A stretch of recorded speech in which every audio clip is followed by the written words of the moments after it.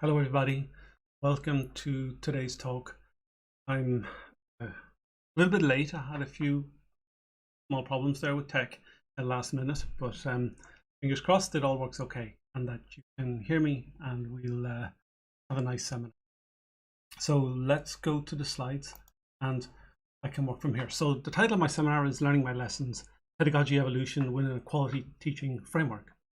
So these are issues that are important to me, and I guess they're issues that are important to everybody. Everyone wants to be a quality teacher.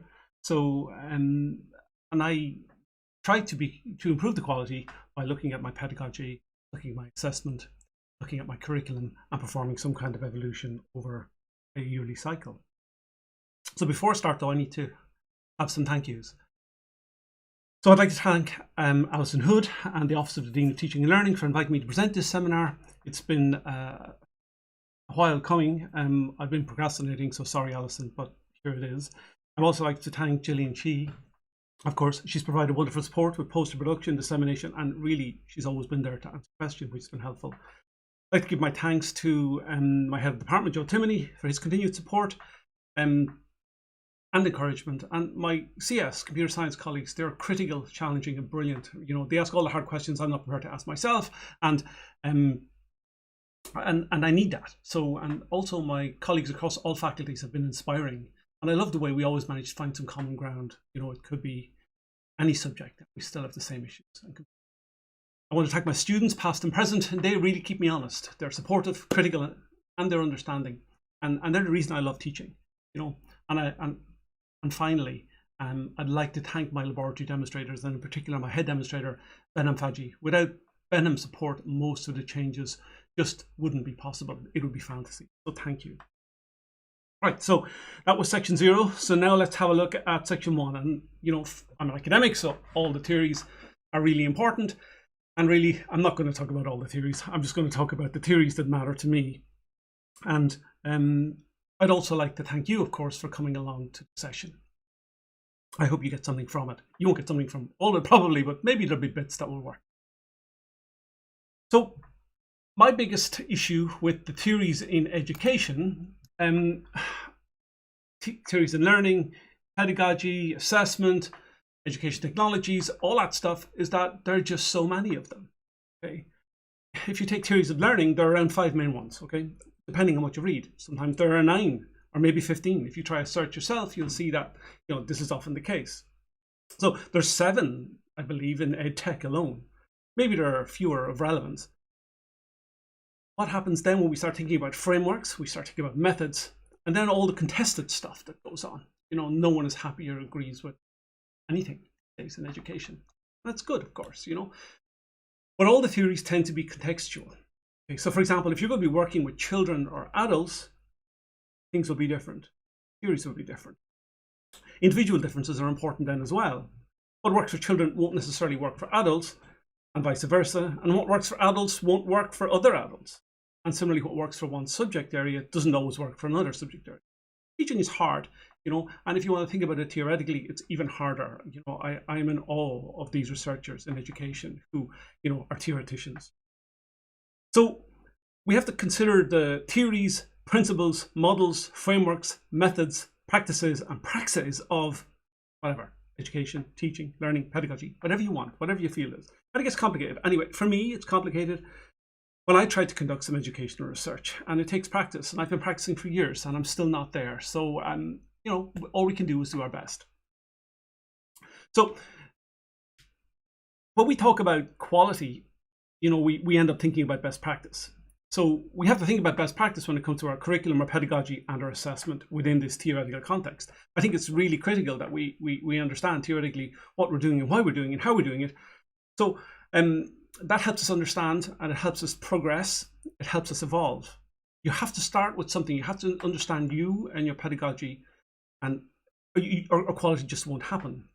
So I tend to work with a single framework, a single model, and hopefully a theory emerges, you know. So my practices, and the practices are repetitions, really. They follow the praxis, which are the practical applications. So it took me a long time to get, you know, the difference between practices and praxis. So, you know, I'd recommend if you're in a similar situation, you have a look at Paulo Freire sometime and his definition of praxis in his Pedagogy of the Oppressed. So my basic view is that a framework indicates a perspective that I use to approach my educational research. Okay? Frameworks then describe, but they don't explain the factors that impact on some outcome. Frameworks help explain concept, ideas, and perspectives. Similarly, the models then, they're developed within a framework, and they're also descriptive, but they encapsulate the actual process of moving from research to practice. So models often lead to theories then, and models have formulated questions aligned with my chosen framework.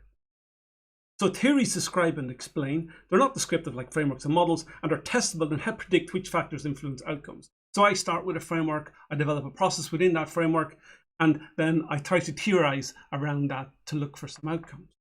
And this is how I do my research, this is for my teaching and learning, and of course, ultimately that helps me when it comes to thinking about quality. So quality matters, okay? It matters to me, it matters to you, it matters to students, it matters to everybody. So what is quality then? It refers to the degree of excellence when something, like teaching and learning, is compared to similar things, like other people's teaching and learning. So quality refers to the totality and characteristics of something. And that's from the American Society of Quality. I like that definition. But there are many definitions of quality, and most definitions are somewhat inadequate, experts will tell us. So quality is often defined in terms of customer expectations, and we hate as academics thinking of students as customers, but it's not just the students, okay? So who are the customers in higher education then? Big question, Is it your students, your university, your Department of Education, the public, the ranking institutions, the newspapers, other universities? Everyone matters. Everyone seems to matter, just like quality. So you could think about the internal and external customers. And if you're trying to improve the quality of what you do, the modules that you teach, the course offering you have, the university institution, it will differ. Your internal and external customers will differ as well. So if you are personally trying to change your quality, then you have to think about where you sit. I tend to look at internal quality and some external customers. So there are theories of quality also, of course, and they focus on dimensions of quality. And the dimensions vary between 5 and 8. I'm not going to go into all of those, but they depend on the context or the service that you're delivering. We hear about quality control, quality management, and quality assurance, all of that stuff. And they can apply to education just as well as they can apply to, finding a door, your car or house. So what's important to note, I think, and in terms of my models and perspectives, quality and defects go hand in hand. So my quality management in higher education, teaching and learning is about identifying and minimizing defects within my pedagogical. So, and this is pedagogical approach is some model informed by a framework, and I do this using quality teaching cycles. So it's all about defects. Sometimes you don't like to look at your work and think it's defective, but there are defects there, and it's just a term, and we use this to try and do better if we can remove the defects. So I have a framework. It's the Conversational Framework, and many of you will have heard me talk about this before. I love it. And why do I use this one? Well, it's accidental, really. I met Professor Diana Laurillard in 2002 after Keynote and Minute, actually, and she was just after publishing that book on rethinking university teaching. So, and I never thought about models or frameworks in education before, but I was really impressed with the approach. So I was also impressed with Conversational Framework too. It seemed like, something aligned with me being a scientist in a way. So she encouraged me anyway to pursue further education studies because I had so many questions, and I did that, and I still have many, many questions. I think it was a good idea, but anyway, I also had conversations with Professor Eileen Scanlon from the OU, and she helped me greatly when I was thinking about teaching and learning and education technology. And of course, my thesis supervisor, Caroline Coffin, helped me think about language and education. So lots of these things came together. But I really liked the way Conversation Framework was suitable for learning environments, not just virtual learning environments, not VLEs. The emphasis is not on the technologies as such, but on what it afforded to the framework. So Conversational Framework could be conceptual or practical. And I always thought of the virtual learning as just one of my models. The learning environment was more important than the virtual learning environment, which helped me realize my learning environments in a way. So originally, the model, actually, the Conversational Framework approach didn't include this peer practice cycle, and we see that in a few minutes. So I was thinking a lot about Vygotsky and Halliday and their complementary contributions to a language-based theory of learning. And then Conversational Framework was adapted, and it played really well with the zone of proximal development, and in terms of being able to use it with cooperation and collaboration tools. So it became my go-to framework and activity theory, but I haven't time to talk about it. So this is the conversational framework, okay? And really what happens is that we have this teacher conception here, and we have a teacher designed modeling environment. So there's this, we have a learner conception, and we have a learner's conception as practice. So the teacher wants the learner to learn something, in this inquiring production or teacher production cycle. This is the kind of learning that happens here. And then the teacher designs some environment where the students can practice. So you both engage in acquiring and productive teaching cycle where students learn, and also you then create this environment and the students engage with this environment. So there's a lot of adaptation and reflection going on between you and your practice model, and also with the learner and their engagement with that model. So this is the teacher practice cycle here, and we have the peer practice cycle as well. And so that's when peers start engaging with other peers. And this whole peer production cycle, peer practice cycle, and peer modeling cycle, they weren't in the original conversational framework, but they're there now, and they work really well and allow us to be able to work with online environments, for example, or any environment or any learning environment where we have this peer engagement. And this is, of course, we know, the zone of proximal development tells us that, it tells us it's about, what students can learn on their own as opposed to being aided by a knowledgeable mentor or peer. So it's a useful, and I like this. It helps me think about the various components of what I'm doing when I'm teaching and creating a virtual or a learning environment. So the learning types that we mentioned earlier are acquisition, production, inquiry, discussion, practice, and collaboration. So when you think about the kind of learning that happens in your learning environment, these are the kinds of things that happen, and these are the kind of places where they happen in the various cycles, as we saw earlier. So, these three happen here, this one happens here, this one happens here, collaboration and discussing happens there. Okay, so I've given a list of these. You can have a look at these. Learning through acquisition, for example, is what learners are doing when they're listening to a lecture or a podcast or whatever, reading from books. Collaboration embraces lots of all the other forms. Practice is how the learner adapts their actions to their research goal. It generally focuses around some kind of assessment or some kind of activity. And if you want to know more, here's an extra slide you can have a look at afterwards. So let me think about that. So that was one theoretical framework. So I also thought about a quality improvement strategy, and I used the SIAM circle for two reasons. So I was familiar with the original article for many years. It was in 1996, and it's because it was a very analytical approach. So I studied experimental physics and mathematics, and it appealed to my kind of scientific perspective. Here was a system description of looking for of a teaching and learning scenario. It was about looking for defects. It worked in cycles. It could be used over and over repeatedly.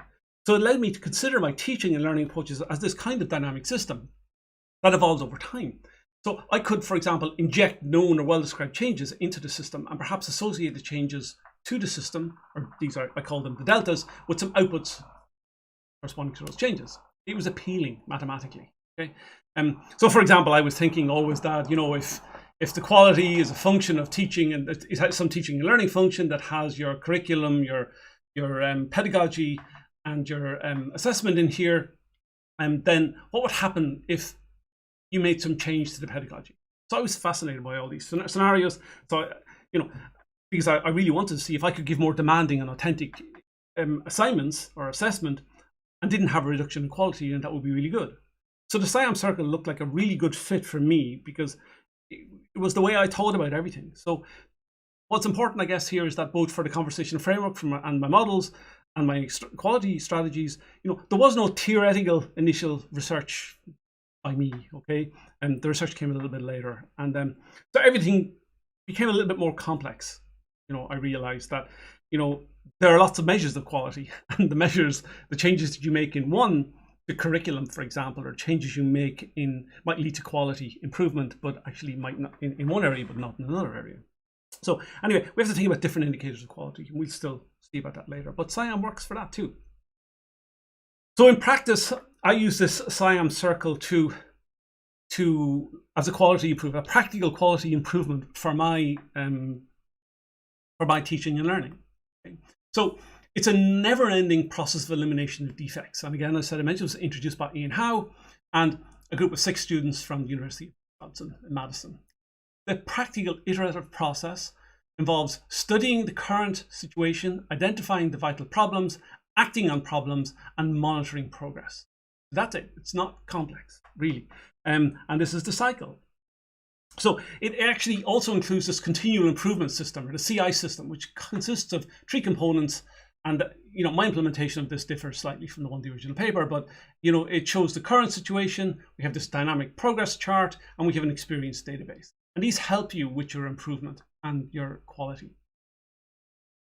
So the CI system helps to transfer the knowledge gained from the quality team, to the next team, and continuous improvement can be ensured over the future. So, I had slightly different approaches though than How, because I have similar students, but I couldn't make me produce a quality team that met throughout the module, and this is because my students felt that participation would eat into their study time. The quote, and it wouldn't be possible unless they received extra credit for the participation. That's understandable because they're busy.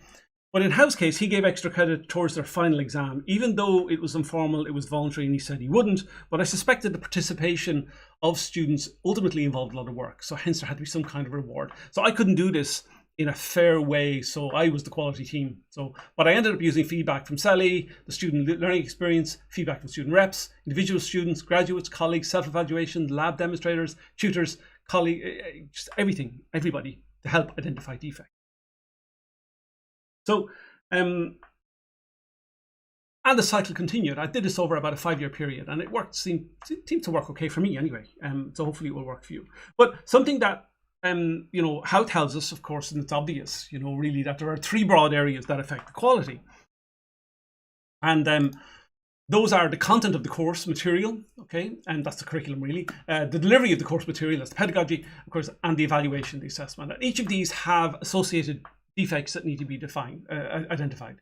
So I also think actually that there are quality defects at the boundaries as well. So not just internally in the various processes, but also how those processes interact. And so it's something I had to look at myself and work with over the years.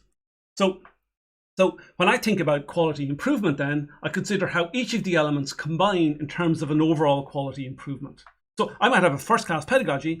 It incorporates a first-class VLE or VLA, but it doesn't suit the curriculum, perhaps, And the assessment model might be, one of the 4 of or as, whatever that choice that be. It may not actually be appropriate either, and the quality may be poor. So, you can do all the right things, but, you might not still get a quality course. So, speaking of assessment and 4 of and as learning, so, we have, I think about the 3 types when I'm looking at new modules. Okay, so I have my assessment of learning, it's summative, demonstrates achievement, then I have my assessment as learning model, and that's more formative, and then I have my assessment for learning. It can be formative and summative in a way. It relies on feedback, and learning is personalized. It's not meant for comparing students. It's student driven. The as learning is it's typically ungraded. Students work with peers, but it's managed by the teacher. So most of the time I tend to end up with an assessment of learning, a little bit of assessment as learning. Rare I work with assessment for learning. That's just how it works. And because of the expectations of the university, they have to return marks for students, and it's difficult to do that in an assessment for learning scenario. Works fine for postgraduates, but not necessarily for undergraduates. Some extra reading there if you want. So my assessment approach then, based on my experience, is that one strategy may be more appropriate for another, depending on the quality measures you consider, and everything depends on the quality customers. There are complex interplays between the quality customer expectations and my curriculum, pedagogy, assessment, evolution. What works for one customer won't work for another. So what might work for the university might work for me, might not work for the students. What works for the students doesn't work for the university.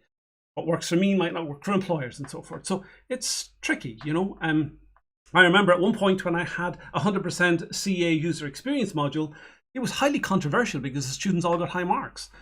Mostly they felt, or my colleagues felt, because it was an as of scenario, so it wasn't possible, to have 4 in this one, because the quality customer, university, my colleagues, they had expectations they didn't want to see students doing and getting high marks.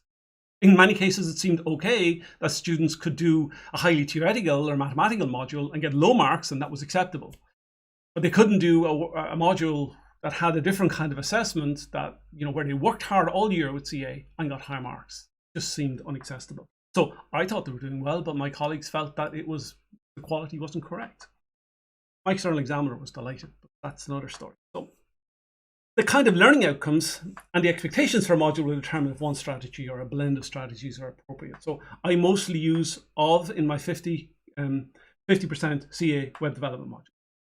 So really, I found that, you know, when I was trying to work at quality, that my experience, my prejudices, my stance, my professional opinion, they all inform my thinking that certain modules should not implement the conversational framework peer practice cycle or collaborative group work as part of assessment. Because sometimes the student saying that we did something isn't good enough. I need to know that they, as an individual, do the work. So, you know, oops, you know, that's poor quality perhaps, but actually maybe in terms of addressing the larger collaborative issue, but it wasn't poor quality in terms of that individual student's performance. So it gets complex and gets tricky. Okay, so let's have a look at, that's a theory done. I hope I give you some context for why I have a theory and how it impacts for me. So my evolving pedagogy then actually is not just about the pedagogy. It's about the evolution of the curriculum. It's about the evolution of the assessment. It's an evolution of everything.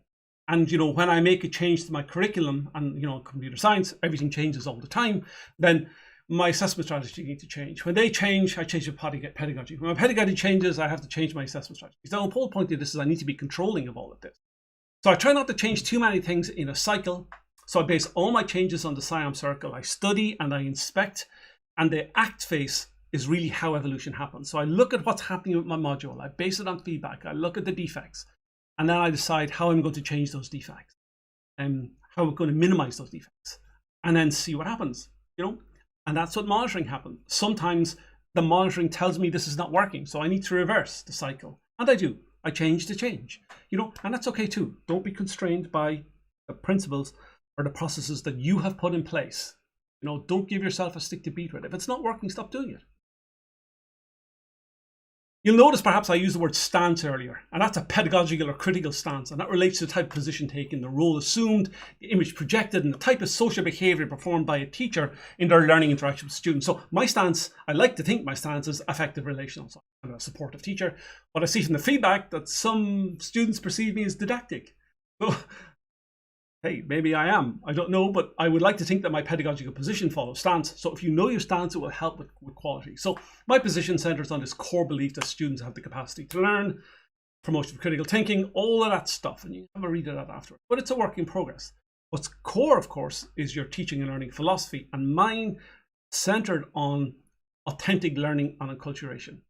When I produce a module or give or teach modules, I want the students to be coders, software engineers, rather than teach students about. Okay, so I don't want to teach them about the subject. I want them to be the practitioner of that subject. This is authentic. This is enculturation. Helps with them in their understanding. It helps with, you know, their understanding of their place within the subject and the subject itself, and work, and perhaps graduate study. Okay, so I was also influenced by this work of Schulman, and he provided a scholarly guidance on how you can do change in a course and how it can improve student learning. So I tend to look at issues related to vision, design, interactions, outcome analysis. And I also use Elliot's recommendations to create a good personal learning environment for learners. So students have to have a knowledge of the goals, what work has to be done, how they perceive the teacher to be fair, you know, the pace to be appropriate. They need to be able to participate in labs, in class, relate to other students, and can receive assistance when required. So this personal learning, or PLE, is really important in terms of improving the quality. So when you work with the PLE in Moodle, it was a really, really important step for me and really successful. And it was hugely appreciated by students. You know, from the feedback, they like to know what's required, when it's required, how everything works. They want to don't just know what the assignment is. They have detailed marking schemes. You know, they have to feel they can come and talk to you about how you evaluated their work against that scheme. You know, you shouldn't underestimate the importance of formal and informal communication. Sometimes you have to write to them in teams and tell them they're doing a good job, you know, That helps with their learning greatly, in fact. They believe it if you tell them this. And you might be honest and say, well, not all of you are doing well, but as a class, you're doing great.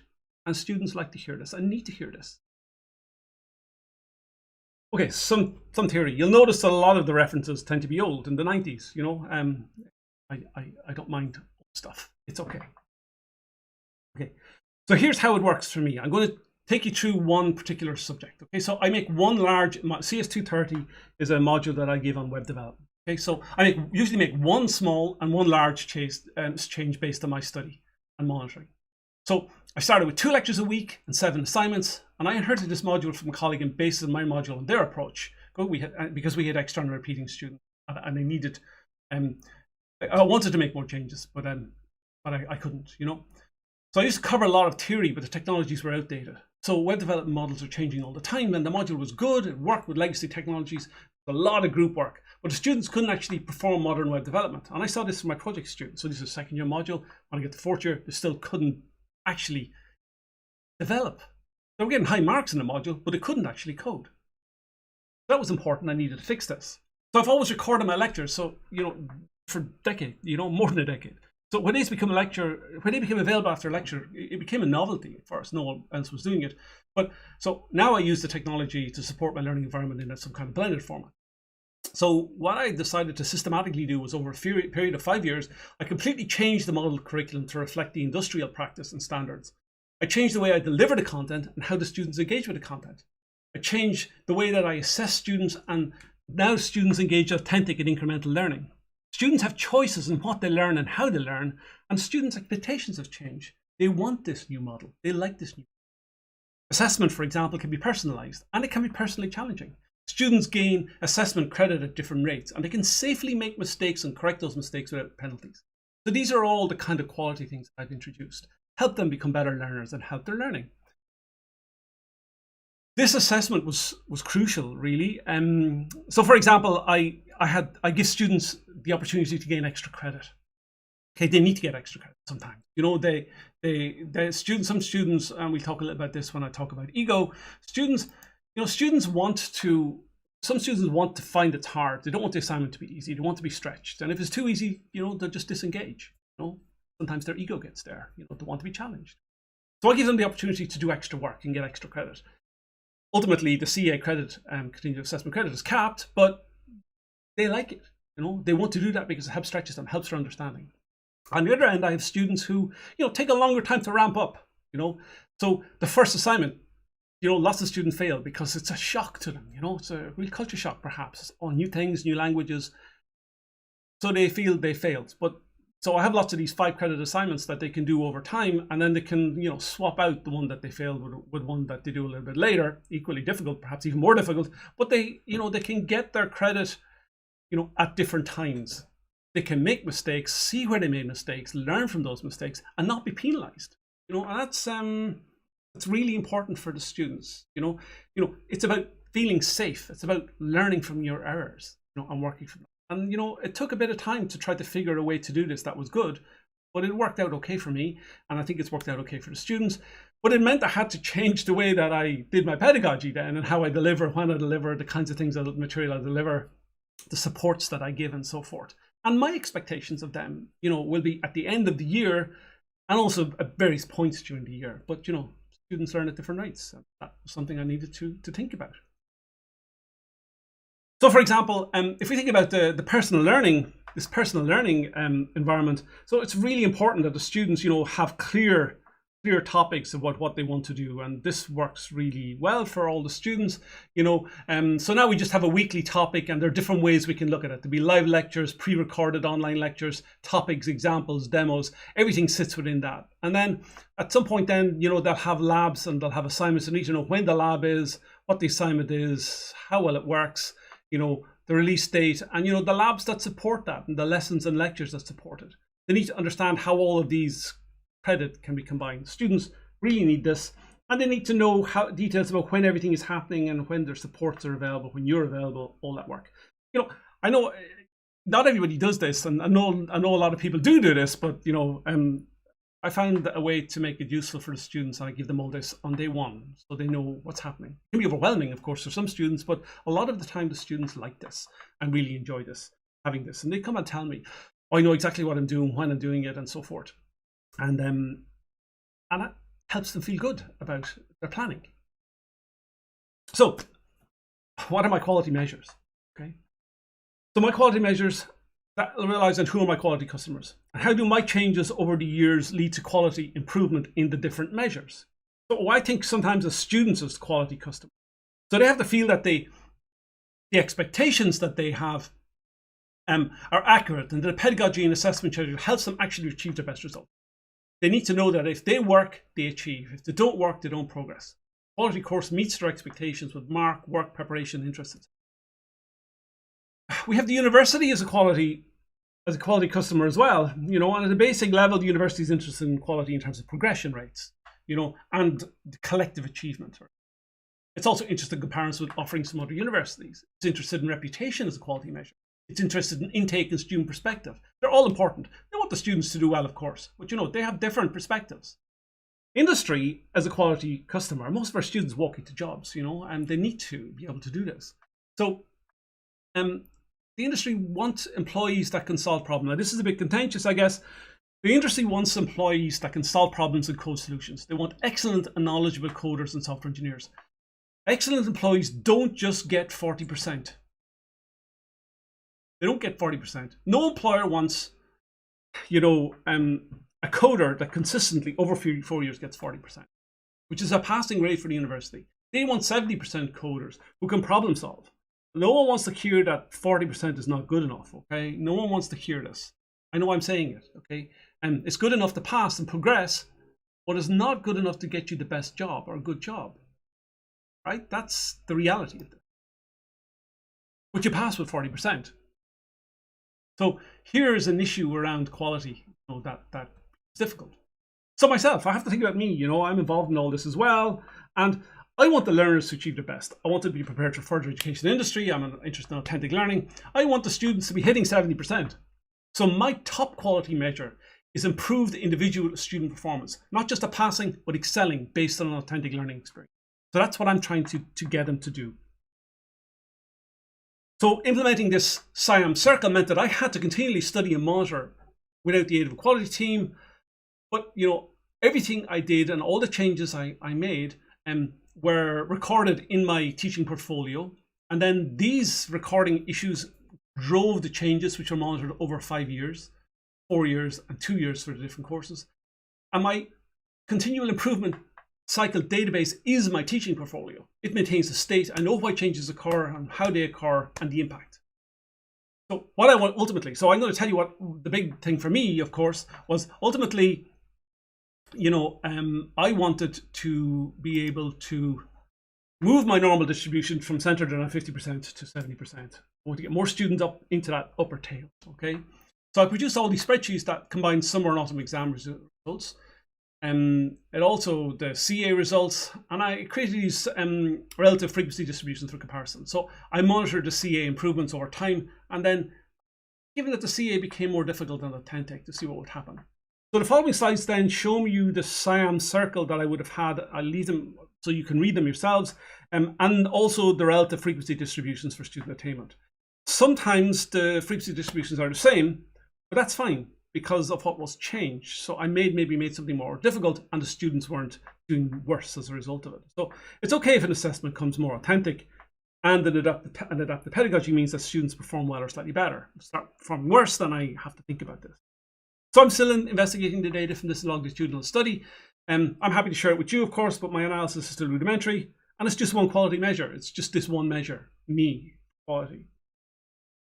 So here, for example, is my SIAM circle. You can see that I study the current situation, I identify the problems, what my actions are, am I monitoring? So, and I can see what happens. So, for example, I decided that I need to revise the way I present and talk about REST and SOAP and model view controller. This is a technical thing. I need to give more examples, give more choices and assignments, make it easier to resubmit work or submit assignments from a bank. So this would have been my 2017-18, and I have these for 18-19, 19-20, 20-21, so I have those in place.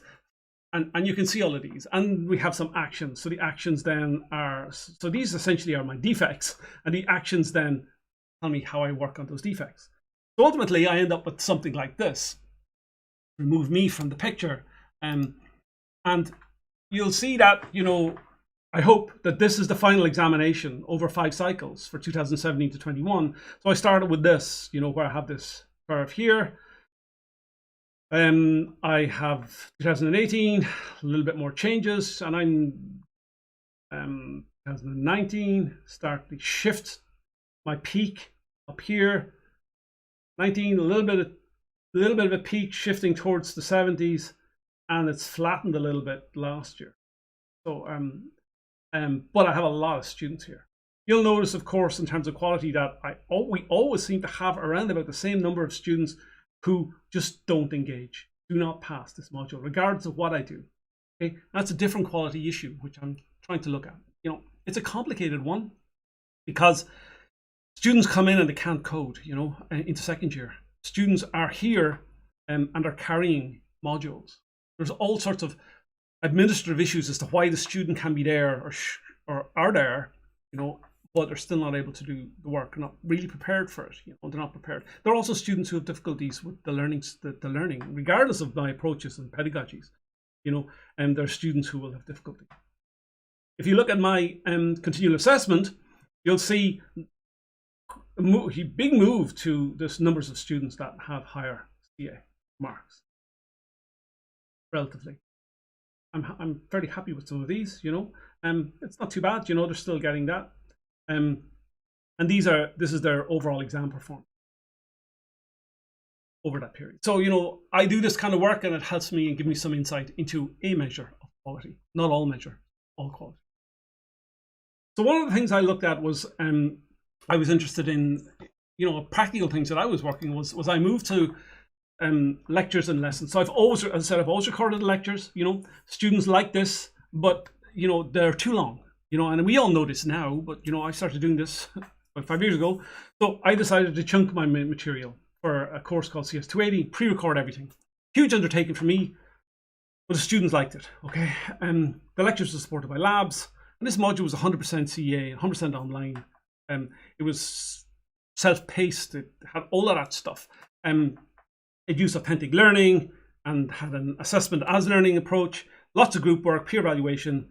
Several examiners were happy with it. Okay? And it was in place before COVID, as positively received, but I needed to adapt all the lessons as my assessment strategies changed for lots of reasons. The workload was just crazy. I was too ambitious. I had to roll back. Students began cheating, found ways to cheat, and I had to find ways to stop or mitigate cheating.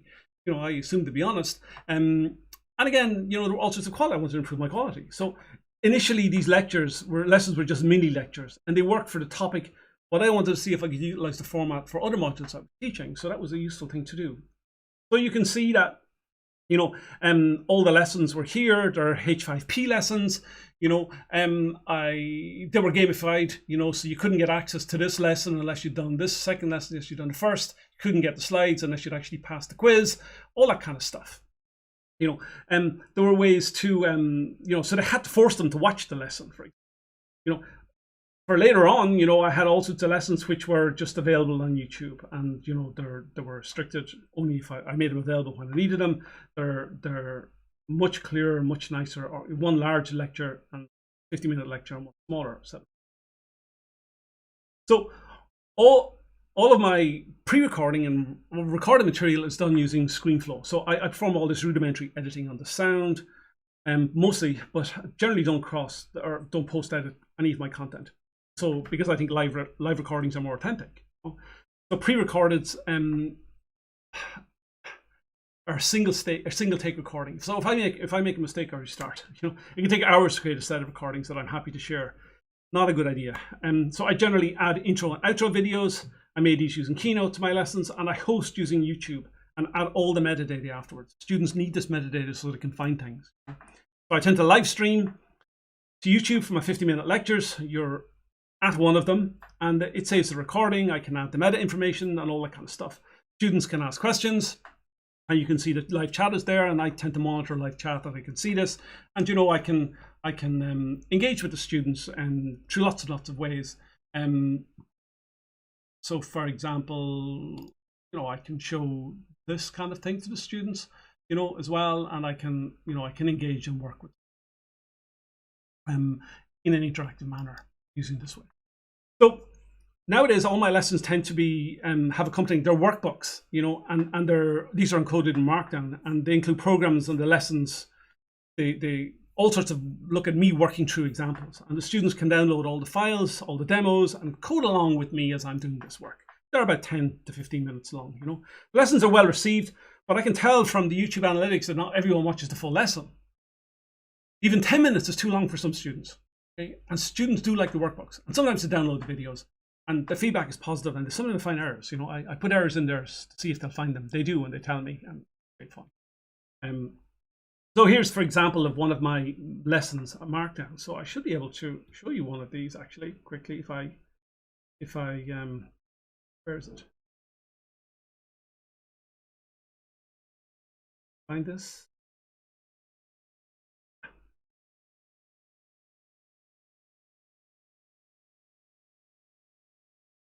So for example, this would be one of the lessons, something I would use in a lesson here. Let me go. So you can see this is the kind of stuff I would produce and give the students. I can preview this so you can see what happens.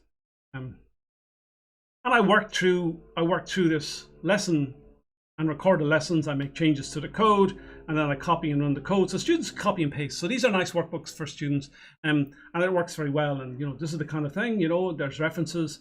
So students have this, their work very nicely. And I make all these things available for every single lesson. And there will be 5 lessons in place of a lecture. I have hundreds of these at this stage. So it's useful and it's well received. So the thing about lessons is that they've allowed me to reuse my content. So when we think in terms of the evolution and reusability and quality, if I make a change to the curriculum, I only need to make a change to one lesson sometimes. So if I change assessment, I can easily add scaffolds to a lesson and re-record. They're reusable learning objects, and they're very conversational framework friendly. They suit an evolving pedagogy. So during COVID, I didn't need to change anything related to the lessons. And for my live lecture, I just moved from my classroom to this YouTube studio. So I experienced enhanced student participation during the live stream. As I said, you can see I use Mentimeter. I've learned a lot from using lessons in a blended environment. That means I can embrace evolution. It's easier to monitor everything, and I don't have time to monitor all of the analytics. They're there for you, but I don't have them all. So I need to discover why students don't always watch the full movies though, and that's another issue. I need to act on this. Look, I've made mistakes when it comes to using new technologies. For CS280, the lessons replaced the lectures. So the lessons were 10 minutes long, 2 lectures. Everything was concise. They had this H5P object within a Moodle, and they did this, watched the lecture, did the quiz that was embedded in it, and I was happy. And this contributed to their CA.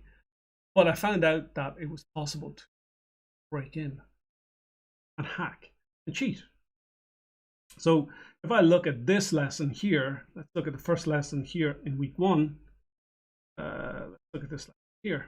Okay, so you can see the student. Okay, you're not supposed to be able to move forward in this. You can see that students can the quiz will appear here, but it's possible to cheat, and move along in a way. But I won't do this. But so when I want to get to the quiz, let me show you what you can do.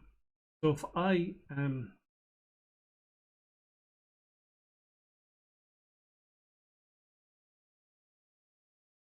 see if I can cheat with this one.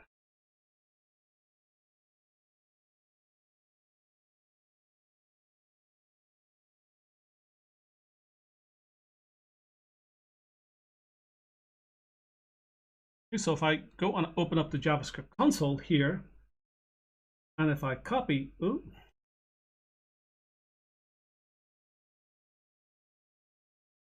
go here and I'll copy this code. I copy this code and I look at this lesson and I go here, type in this code, and I'm able to find the correct answers to questions that I'll be asked a little bit later. So that's a problem with H5P. I didn't realize it at the time, but it meant I can hack my assessment and get the right answer every time. So that became a real problem. I had to change because of this. I didn't think the students, well, I didn't know that they could cheat at first, but I figured out at one point that it would be possible to cheat myself, and then a student told me he was able to find a cheat. So, something had to be done. So sometimes, things can go wrong for you. Okay, this is obfuscated code. I didn't want to show exactly how it happens. But believe me, it's straightforward, simpler than this. Okay, so some more lessons learned then. So I provided the classes then with, so I provide all classes with an assessment overview document. And that clearly defines the purpose of assessment together with the details related to receiving credit. So for example, students will be given the opportunity to gain an extra CA. So that, that came from that.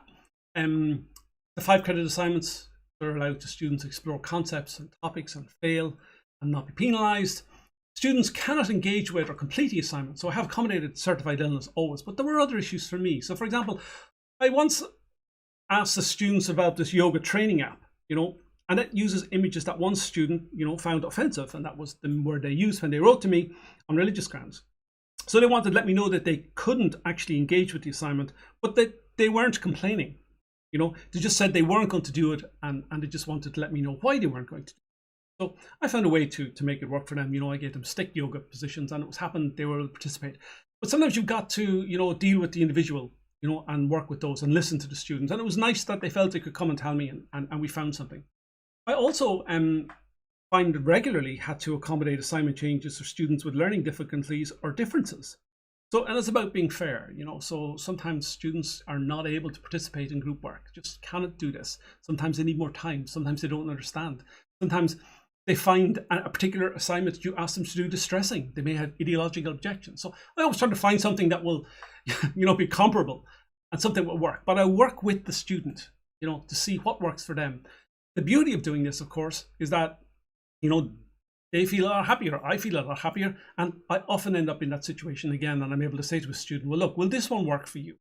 And they go, gosh, yes, that was easy, and so, they do better as a result of this. And they have a more positive learning experience. What more could you ask than that? The big issue, of course, with quality is toxic ego, and ego can be problematic in teaching and learning. So student ego can inhibit all sorts of learning. The teacher ego can harm students' ability to learn. Ego, for example, tells us it's unacceptable to fail. And some say that ego has no place in education. I mostly agree with that, okay? But, if the ego wasn't present, we wouldn't want to be researchers and teachers and be doing this kind of thing anyway. So, but I believe that that when we disable the ego, we enable learning. And I believe that we enable our students' learning. So disabling the ego means that we embrace change, and reteaching is part of a constant improvement cycle. So disabling ego can be difficult when you're putting lessons on YouTube. Believe me, when you think they're going to be there. I have a student with 250. I have a class with 250 students. I put up a 13 minute video for those students. It's publicly accessible. It has 8,500 views. And you think, oh no, people are looking at this. The students know me. They don't mind me making mistakes and so forth. But 8,500 strangers, I'm not so sure. But ego gets in there. Something to worry about or not worry about. So my change in assessment strategies, the extra credit, was motivated by a response to student ego, to be honest. So my cutting material from my module that was originally absolutely, without doubt, had to be there, was a response to my own toxic ego. So I spent 8 hours researching and producing a 10-minute video. And ego, that's why. Okay? It's detrimental. The toxicity emerges when you want to be the star of your show, your lectures, your lessons. The student should be central, together with the message. The more your ego emerges, the poorer the quality of the learning. So you can work on these videos, work on these changes, but it's not about you, it's about the result. You have to focus on the effort and not the outcome. Try to remain a student. Try not always focus on your thinking. Listen to others, make better lessons, and embrace change. That usually leads to quality. Okay, so I want to tell you a little bit about some tools. Okay, so I'm going to demonstrate my live setup. Hopefully this will work. It's a bit clunky, you know, because it's I'm recording myself and so forth. So I've created this live studio in my office, and I use this all throughout the COVID response. So building this studio was expensive, and it was only possible because of the teaching and learning fellowships offered by Maynooth University. Okay, there was a bursary associated with this, and I used all the bursary funds and some generous support from my head of department also to build this studio. And it helped me with everything, you know, and the students benefit, you know, and I like to think that, you know, I received the award for my engagement and helping them, and yet they get helped by this again. So I think it would be fantastic if we had this generalized recording studio so that I didn't have to do all these changes myself every time I want to do some work. You know, it's really computationally intensive. It's hard work, and even like top of the range MacBooks are struggling. So, but when the COVID measures cease, you can come and play with my setup if you want to try it out. I'm happy to provide support and advice. I have so many mistakes. You know, I hope I could help you not make them. The setup could be improved, of course, by having some more dedicated machines, but that's maybe not going to happen for a while. Macs are expensive. So let's see if I can do this thing. Okay, so I'm in my office, and hopefully you can see this. So here is let me kill the lights. Kill the lights. See the lights there. May not work very well. Okay, so I killed the light there. Okay, so this is these are cold lighting. Okay, I've got cold lighting. I have nice stands available for everything. Of course, this is my streaming machine. You can see where you're being streamed. Set up. This then is my streaming setup there for my Mac that's doing the streaming. A little deck so I can switch between, you know, when you see me appearing on one side or you see me appearing on another side of the screen. You know, I'm hitting buttons usually that make this kind of thing happen. The green screen isn't working very well. The green screen's behind me there. It's not working very well now because the lights are off. But I'll turn this one back on again. We're good, we're back. I have a camera that's focused on me, a nice Yeti microphone. I have a screen that's focused on the board. Okay, so I think you should be able to, if I switch, you should be able to see how I can actually have a live stream on the board. Yeah, so there's the whiteboard, and I can walk around and look at that whiteboard. Let's see if that works. So, you know, I can do this. Okay. Not bad.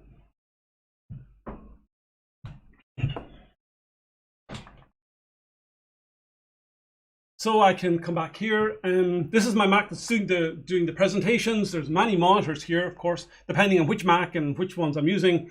I have a little iPad there for all sorts of information. I want to watch tweeting or students as it's happening. And this is my setup. Okay, so it's not too bad, really. It works well. Could be better, but it's fine for me. So I think you know, if you wanted to be able to. Let me see the lights. The other light needs to be turned on again. Okay, so that should help with the green screen chroma keying. So that's something to do. It's not too bad. So it could be improved, of course. But if you want to come and see this or help with this, just ask, please. I use Streamlabs desktop in order to do all the streaming. And again, of course, I have something there as well. So let me just quickly show you something else. If I have a couple of minutes, so I will. So I've got some intros and outros. So if I open this intro and outro here, so here's an intro. So this will be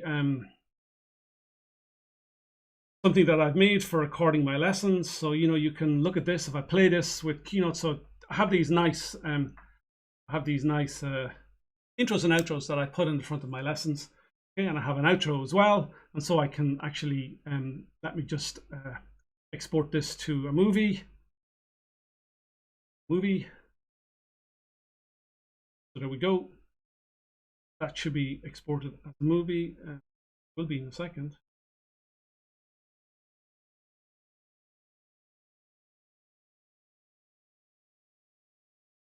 Save it here. And my movie, have a quick look at this movie.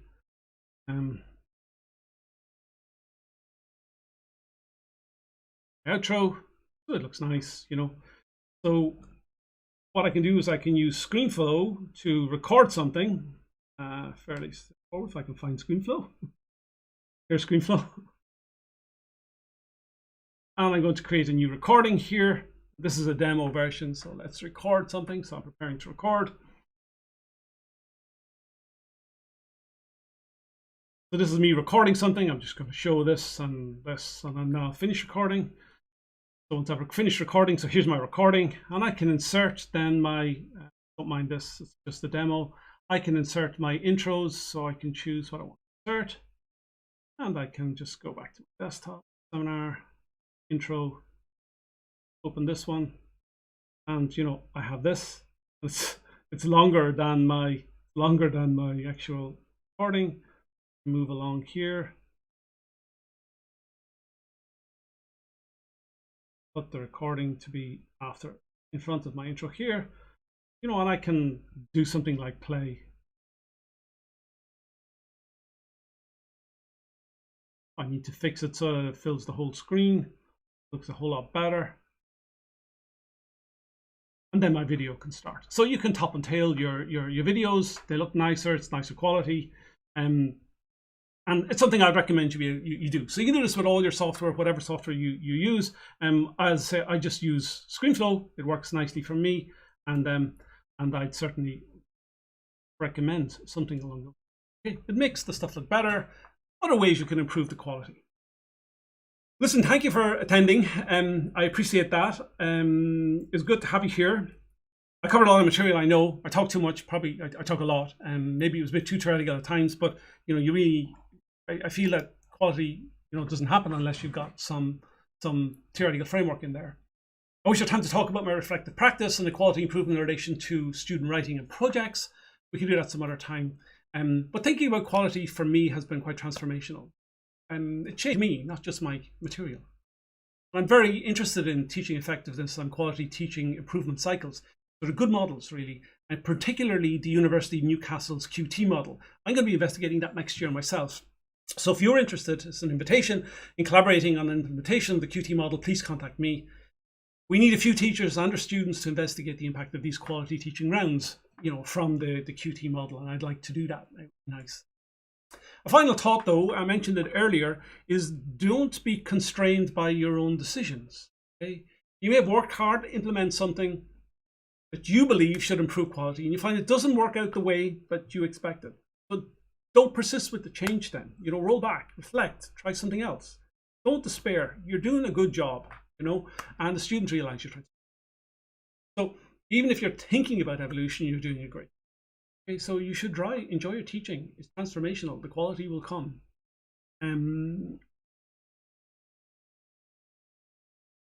That's it, really. Okay, so I am done with the slides. Just about after 4.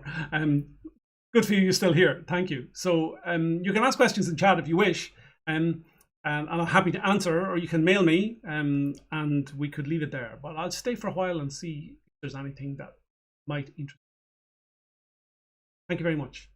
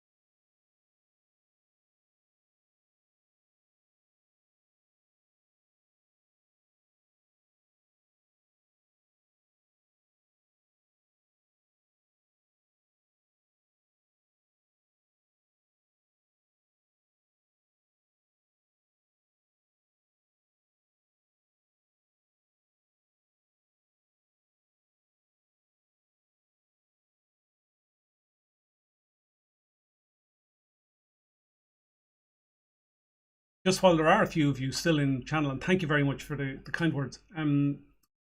If you're interested, and some of you may be Mac users, and that, well, our Windows users work as well. I have these spreadsheets that I produced for creating these frequency distribution charts based on your marks. So you can take the summer marks, you can take these have all been sanitized for privacy. All the marks for a module. I have some merging that will allow you to be able to merge and work with all these marks. And then I have the analysis that does all this automatic calculations and production of these charts for you. If you want to do something similar, I'm quite happy to share any of these, and I can give them all to Gillian. And again, thanks Gillian for your help with this. They're Mac, but they work on Windows as well. I did check. So if they help, or you're interested in trying to do that kind of numerical thing, so sometimes people want the numerical stuff. I'm not so sure it works all the time, but it worked a bit for me, and you're quite welcome to have them. Okay, so that's just let me know, and I'll quite happily share them. I might have to kill some of the personal details in here, but it will work. Okay, I can show you at least a version that you can. Okay, okay. So Care has just mentioned to have a look at the office setup. I'm happy to do that. I've spoken to a few people, and hope she wouldn't mind me saying, but Susie in philosophy and Gottlieb and in philosophy, and some of my colleagues, they have different versions. I mean, this was only possible because of generosity of the university, and a little bit of thinking, but you can use smaller setups, and so I wouldn't worry too much about that.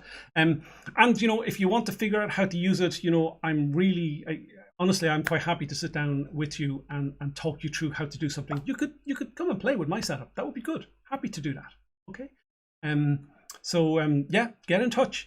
Everything here, all the tools will work with Windows as well. So they'll work with Linux too. So yeah, your operating system won't be a barrier to you being able to do this kind of thing at all. Getting the technology will be. That camera that I have for the board, that was about 600 quid, and so do get in touch, and yeah, we will get there, and we can help you get set up. I'll help you, no problem at all. Okay, and also, if you have any thoughts and feedback at how we might think about quality and measures and so forth, I need to do some more analysis. I as I said, Alison asked me about this a while back, and I was procrastinating, and I was going to do a different lecture, and then I started to do this lecture on quality, and it was good, good to do this, but I really need to be a little bit more, this is rudimentary. I need to be a bit more rigorous in my approach, and any feedback you have will certainly be welcome. Thank you.